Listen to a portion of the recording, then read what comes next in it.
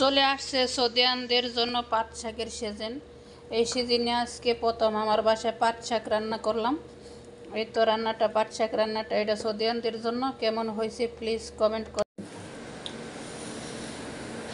আজকে রান্না করব সৌদিয়ানদের জন্য ঐতিহ্যবাহী পাটের শাক।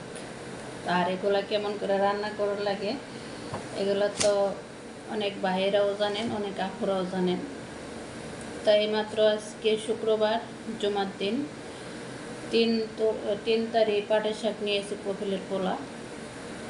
তো আজকে রান্না করে দিতেছি ওদের আজকে পাট শাক রান্না, মুরগি দিয়ে রান্না করব। তো দেখতে থাকুন, সাথে থাকুন কেমন করে পাট শাক রান্না করি।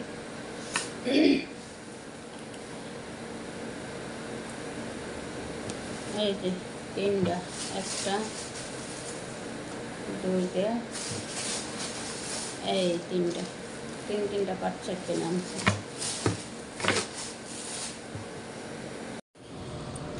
এই তো এখন শাকগুলো ধুয়ে নিতেছি। এখন এটারে ব্লেন্ডারে দিয়ে ব্লেন্ডার করে তারপরে মুরগি পেঁয়াজ কষাইয়া ওখানে সাইরা দেবো। তো দেখতে পারবেন সৌদিয়ানদের পাট শাক রান্না। বাপ দাদার জন্মে ওই পাট শাক এমন রান্না মুরগি দিয়ে খাইনি। আর এই দেশের পাট শাক এগুলো মনে হয় হাইব্রিড, এগুলো একটু রান্না করলে মজাও লাগে না। তাই ওদের দেশের খানা ওরাই খায়, ঐতিহ্যবাহী পাট শাক রান্না সৌদিয়ানদের।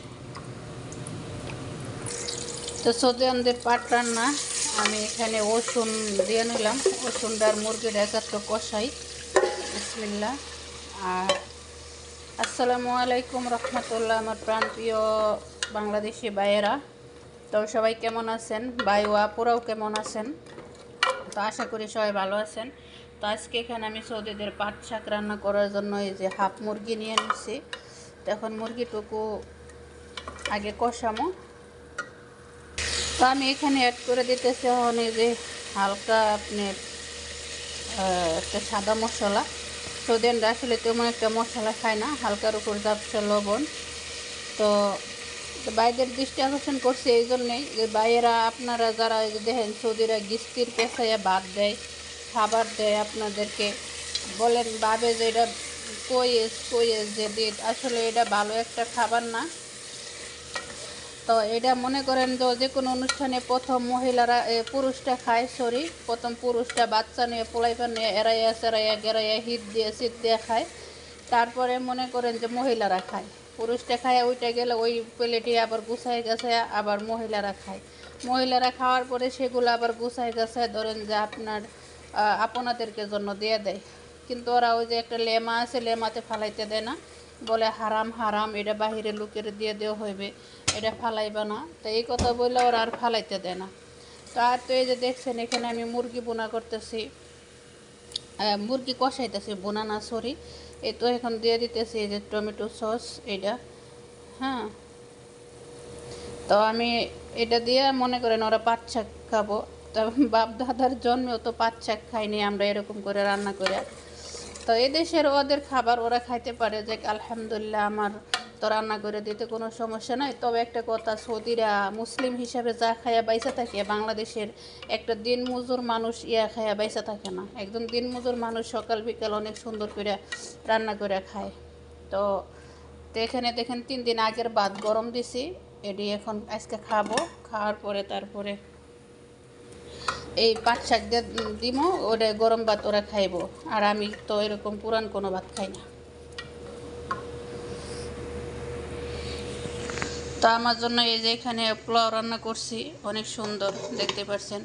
আর এই যে গোস্ত রান্না করতেছি, গোস্তটা আলতো চুলায় অনেক সুন্দর করে ডিম করে দিয়ে সিদ্ধ করতেছি, যাতে চুলাটা বারে বারে মানে হয়ে যায়, জালটা হয়ে যায়। তো এদিকে এটা কষতে থাকুক, ওইদিকে আমি পাট শাকটি ব্লেন্ডার করে আসি। চলেন পাট শাক ব্লেন্ডার কইরা সৌদিরা কে করে খায় দেখতে থাকেন। তো এই যে আরেকটা মাজি মশলা, এটা মিস মশলা, এটাও সৌদিরা খায়। এটা তো মাজি অনেকেই চিনেন। তো কোনো সৌদির ঘরে এই মাজিটাও থাকে না, বুঝছেন? কোনো সৌদির ঘরে এই মাজিটাও থাকে না। কারণ আমি শাওয়াল মাসে একবার আমার কপিলের মেয়ে 6 নাম্বার ওর বাসায় গেছিলাম। তো ওর বাসায় যাওয়ার পরে আমি ওই আমার টমেটো রান্না করতে দিছে। তো আমি টমেটো রান্না করব। তো তখন আমি বলতেছি মাজি আছে না, তখন ও বলে মাঝি নাই। ঠিক আছে, এটা মাঝে মাঝে কোনো সৌদির বাসায়। তা আপনারা বলতে পারেন যে আমি সৌদিগর নামে বদনাম করি, না বদনাম না। এই তো ব্লেন্ডারে দিয়ে দিচ্ছি।